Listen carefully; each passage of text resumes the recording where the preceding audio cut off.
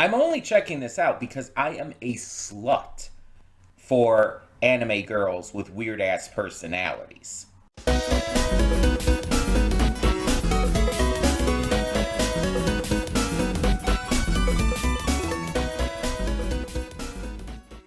Hey everyone, welcome to Princess of Gay. I'm your host Connie, and today we are here with my blind reaction, my first impressions reaction to Tougen Anki. I might have mispronounced that. I don't know. I apologize if I did. But so this is a currently airing anime that I had not heard anything about.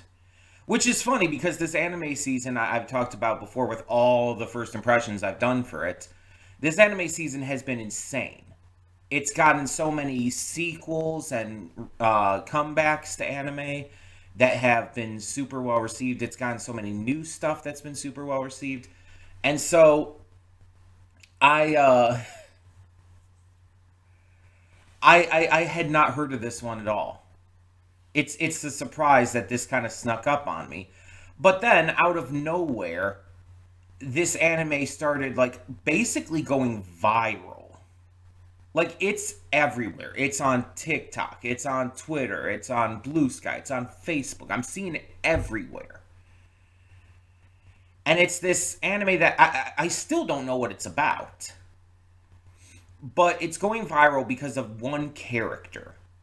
I don't know the character's name. I don't know anything else about her.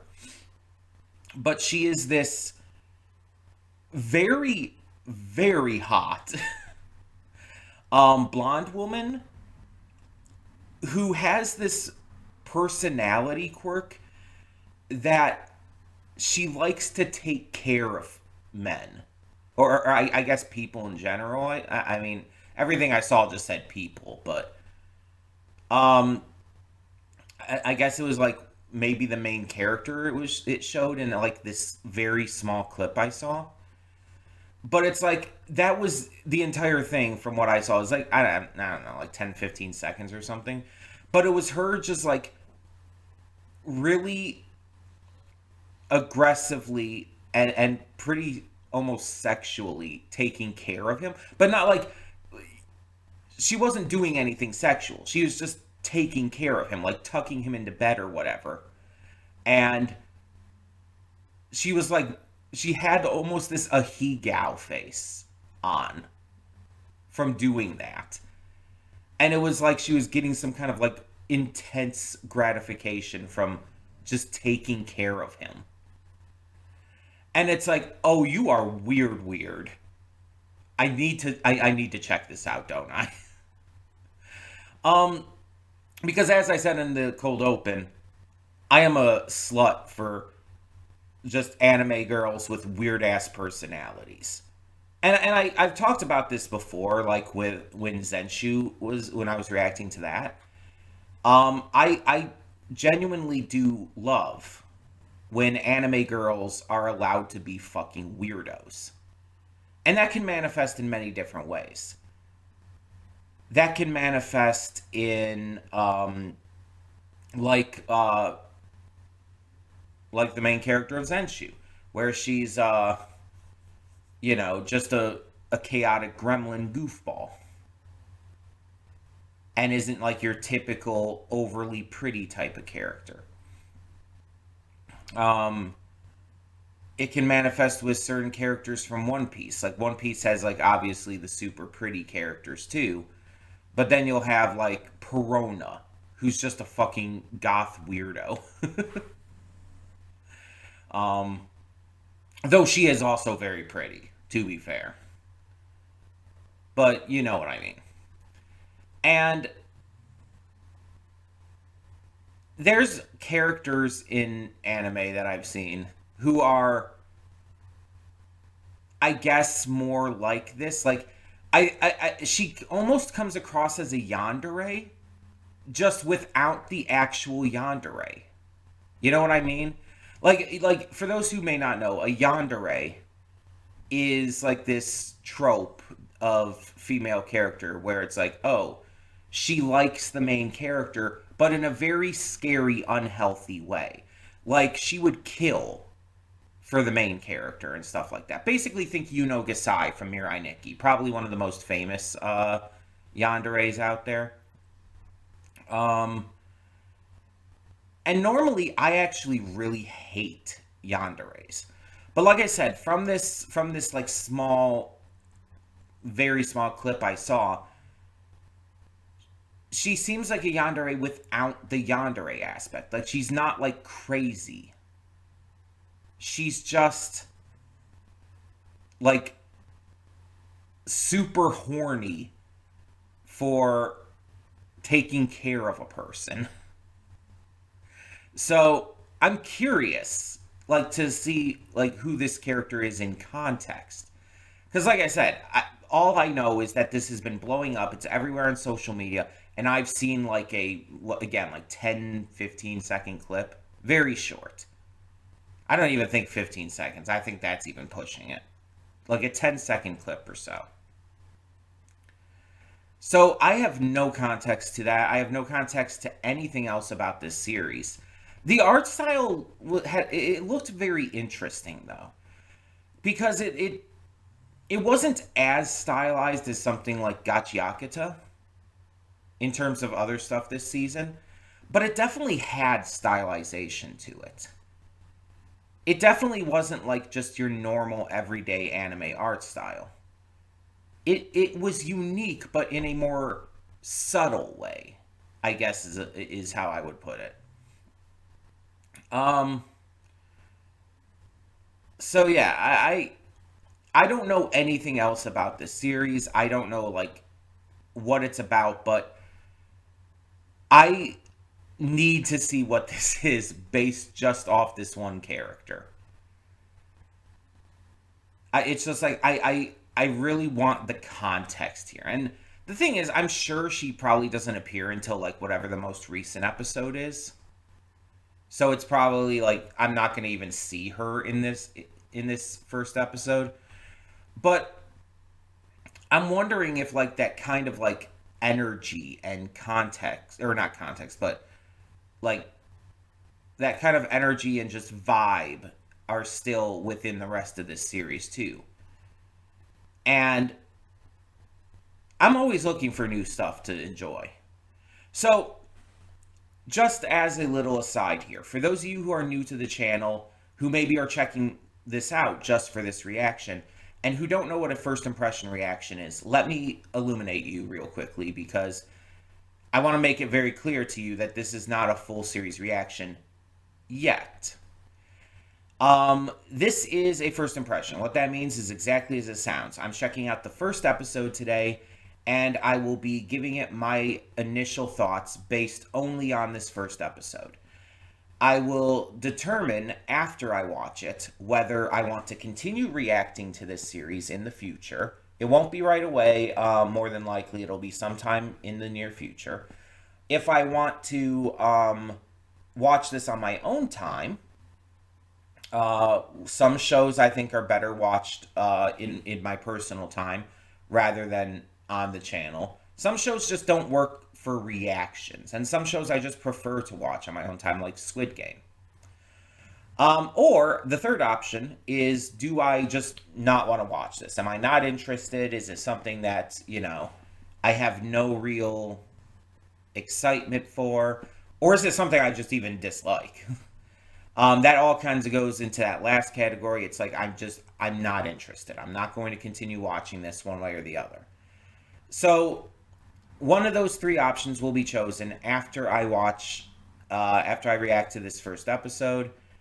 And as always, I hope that it's the first option. I would love to have another series to react to, even though I have so much on my plate already.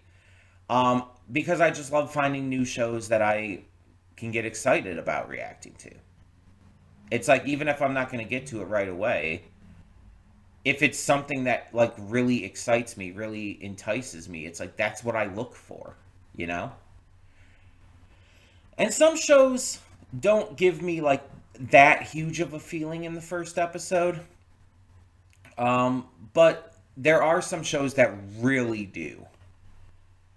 Like, I know it's been years since I reacted to this, because I reacted to it when it first came out, but one of the shows I think of when I think of a show that really just like really hooked me in the first episode and just invested me like never before, I would have to say Carol and Tuesday.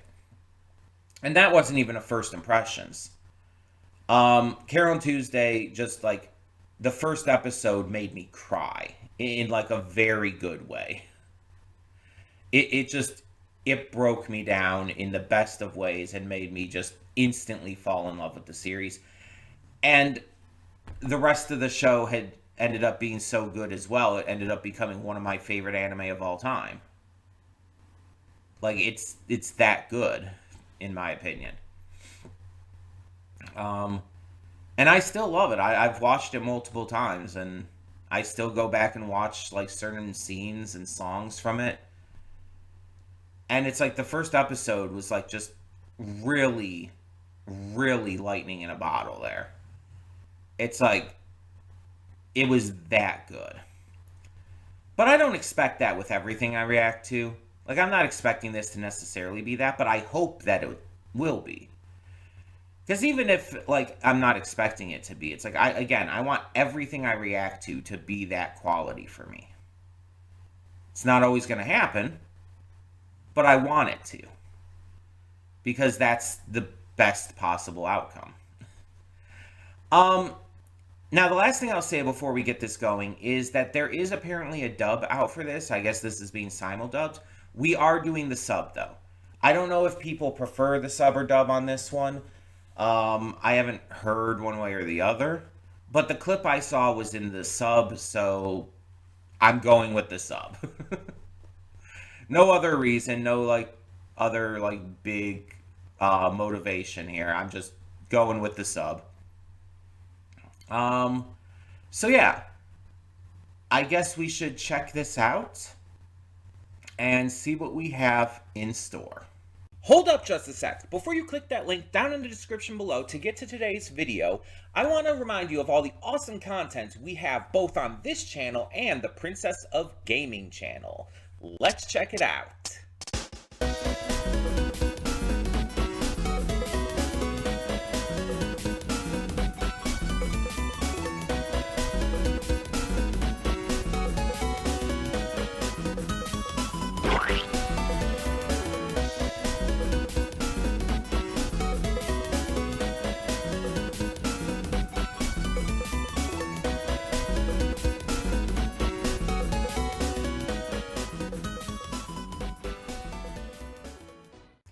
And we are back, and we'll begin with spoilers in 3, 2, 1, now.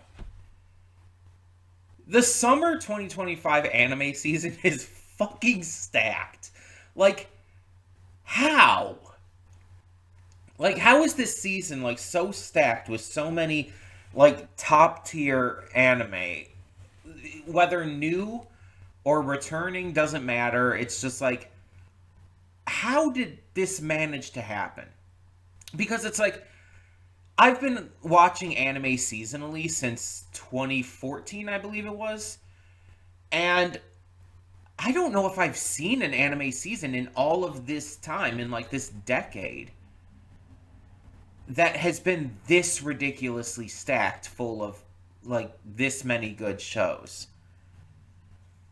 It's like occasionally you'll get a season that has like a little higher than average, but this is like insane.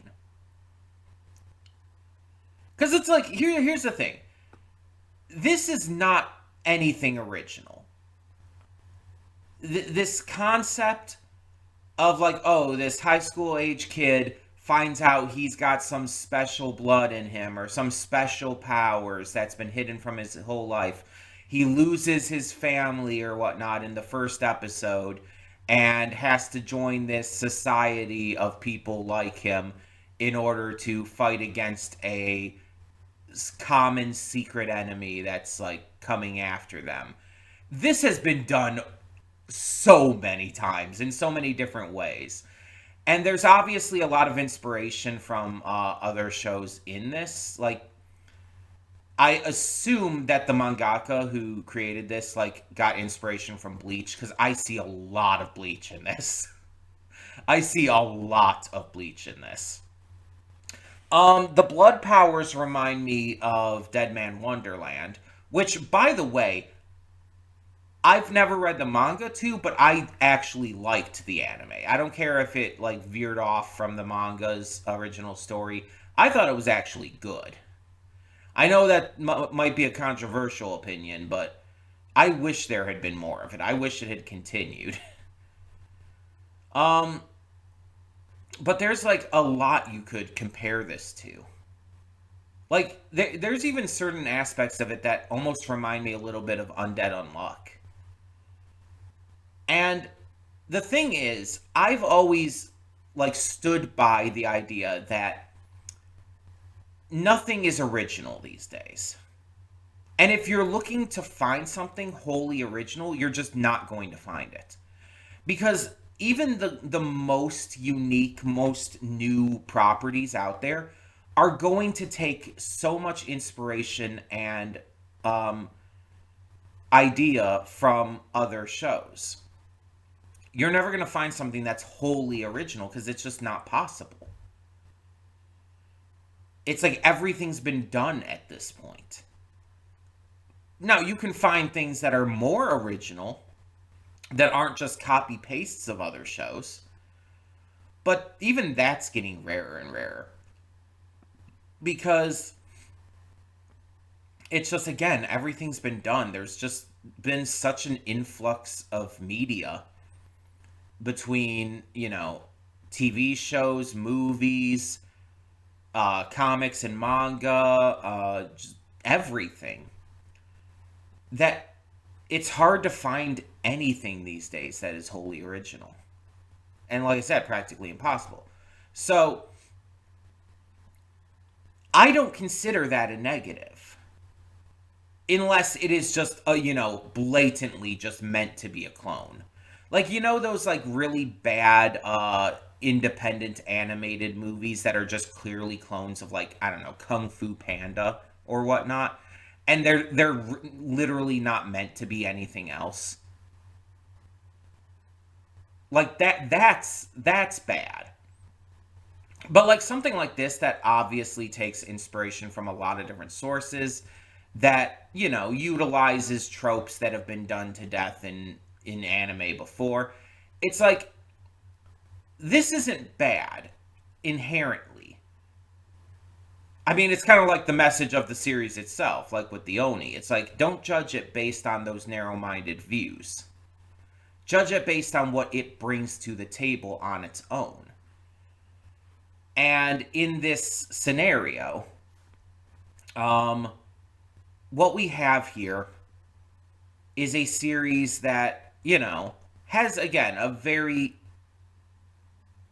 used concept, a very, used idea and tropes that have been done to death, but presented in a way that makes it interesting. It combines certain tropes in ways that they may not have been entirely combined in before. Even if they're, tropes that have been used a lot, it's like, okay, they may not have been used with this other trope or in this other way or whatnot.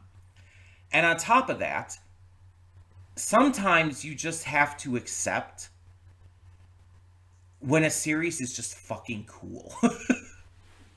Sometimes a show can just be cool, and that's all you need. It doesn't even have to be like super thought provoking or anything. Sometimes you can just enjoy it for it being like, badass.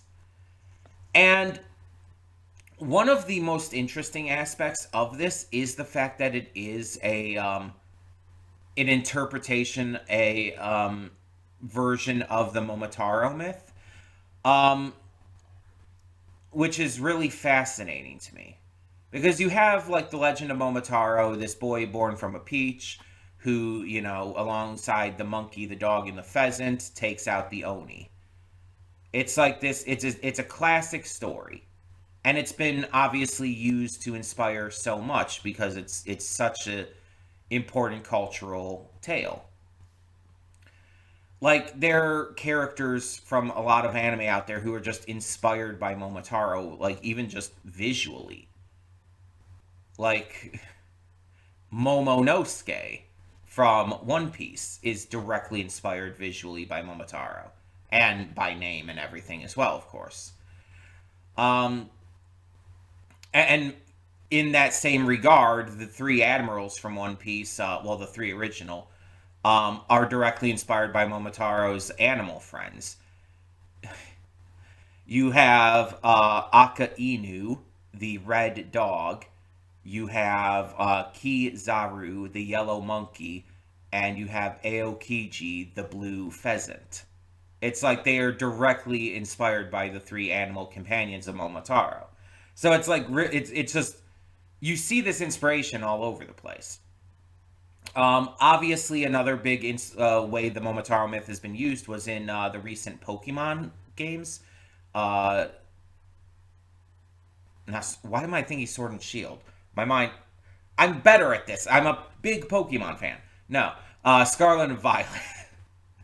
In Pokemon Scarlet and Violet, there's a DLC where you actually have to go to the island of Kitakani, I believe it's called, and you have the Oni, the ogre pawn, and you have the monkey, pheasant, and dog, which is Okidogi, Monkey Dory, and Pheasantipity.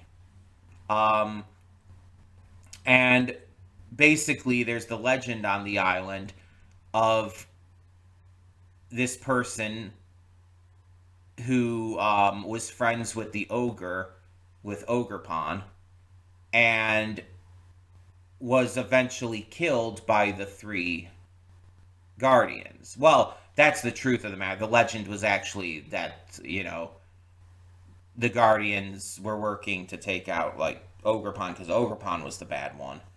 But it's revealed it's actually, no, the three guardians were the bad ones. They were, troublemakers and terrible, and they killed Ogrepon's friend, and Ogrepon's actually a good person. Well, ogre, Pokemon, whatever you want to say. It was actually really interesting because it flipped the Momotaro tale on its head, showing that the ogre was the good guy, and the three guardian animals were the bad guys. And this is kind of doing something similar. You have our main character here, Shiki, who is, an Oni by blood, but is shown to not be a bad kid. Like, again, a little bit of a troublemaker, but not a bad kid. And you have the Momotaro group, the descendants of the original Momotaro, who are shown to be, hunting the Oni just because of who they are. Giving us also this bigotry angle, we'll call it, to where, like, the Oni are being targeted specifically because of their identities, which is, fucked up on multiple reasons. But we also find out that Shiki's adoptive father was part of the Momotaro group and left it. We don't know the entire story as to why, but we do know that after that time, at some point, he did end up taking care of Shiki. We don't know if he left in order to do so. We don't know if he left well before he ever, like, met Shiki and adopted him and started taking care of him and protecting him. We don't know. But we do know that his student is the guy who attacked us here. That this guy was the student of Shiki's adoptive father. I don't remember his name at the moment. He had two names, technically. But whatever the case may be, he did end up giving his life to save his son. Though the Momotaro guy, I don't remember his name either, ended up escaping, but was fairly injured in the process. So he probably wouldn't come after Shiki again for a while. Afterwards, though, someone else came and kidnapped Shiki because he's just having a great day, isn't he? This guy, from what we can tell, is probably an Oni too, and they were like he was talking to, I guess, a headmaster or a principal or whatever of of some kind of school. Do they have like some kind of Oni school, like some kind of training school or something? Because we saw in the opening, there's like a lot of these others. There's like an entire group of them together, right? And I'm very curious to see how like all of this ends up going, how they all use their powers and all. Because we've seen when he unleashed his full Oni side out of anger and all, Shiki manifests his blood powers through guns. He turns his blood into guns and rocket launchers and shit. Because I guess he apparently has some kind of fascination or love of guns, which is a little weird, a little unnerving, but okay. As long as you use it for good, I guess. Which, I mean, it's anime. I mean, whatever, but it's just like in real life, that would be concerning. um, Also, doesn't Japan have very, very strict gun laws? So I don't even think he could have those. Um, but yeah, it's like he has a fascination with guns and was either collecting them or like selling them or something. It's not entirely 100%. But yeah, he him manifesting the guns with his blood powers makes sense. And so I'm wondering what everyone else is going to be able to do. I'm expecting like probably other weapons like swords and whatnot. Um, Maybe like a giant hammer, that would be cool because that'd be like Power from Chainsaw Man. Speaking of someone else who uses blood powers, another comparison to make. Um, yeah, the art style, like I said from the beginning, it's more unique than you would expect, but it still is a grounded art style to where it doesn't feel like super weird. Like there's some anime out there that have like the really unique art styles that are like, "Oh, that's very different." Um like from what I saw from that first episode of Gachi Akata, that seemed to be one of them. As an example. But this seems again a lot more grounded, but it still has a uniqueness to its style that does allow it to stand out a little bit. Um I have no issue with like obviously the soundtrack or the voice acting, all of that was good. The action sequences were well animated, everything was handled extremely well there. Plus just, pretty hype. And again, I just like the concepts and the power system we're getting and stuff like that. The lore behind it all that we've been drip fed a little bit of here. And again, even though like a lot of this is like taken from tropes from other things that we've seen plenty of times before, I don't mind it because I think it's well done. And honestly, in my opinion, that's all that matters. If it's well done, if it's well made, doesn't matter. Excuse me. It doesn't matter if it's using tropes that have been used to death in other things. It's like quality is more important than whether or not it copies from other series. So, yeah, I clearly really enjoyed this. Again, even if just for the fact that it was cool, but for honestly a lot more than that. This definitely hooked me in the right way, and you know, watching it, it's like I didn't even like miss the fact that we didn't have like the the weird hot lady in this one yet, which I expected, mind you, but we did get to see her in the opening. Um, so yeah, she's definitely gonna be a recurring character, I would assume. Um, yeah, I'm very curious to see how she comes in within context, but still probably got quite a few episodes to go until then. But if it's not clear, we will be reacting to this. I don't know exactly when right now. I would like to get to this quicker than probably wait forever. I just, I don't know. I have a few like ideas of maybe like things I could replace it with, but we'll see. We'll see. I'll obviously keep you up to date. It's gonna depend on when things finish on the channel and whatnot as well. Um, and we'll address that when we get to it. But hopefully, I can get to it sooner rather than later, because this is one I'm definitely very interested in continuing. Like one I very much want to learn more about, especially with uh this version of the Momotaro myth. So let me know your thoughts down in the comments below. No spoilers. Again, even though I know about like that lady and everything, do not spoil me on anything like that I haven't talked about because I know very little. Keep that in mind. It's like I saw like a 10-second clip and just saw like people posting like around about this woman. It's like I don't want to know context. I want to know the context when I get to that in the series.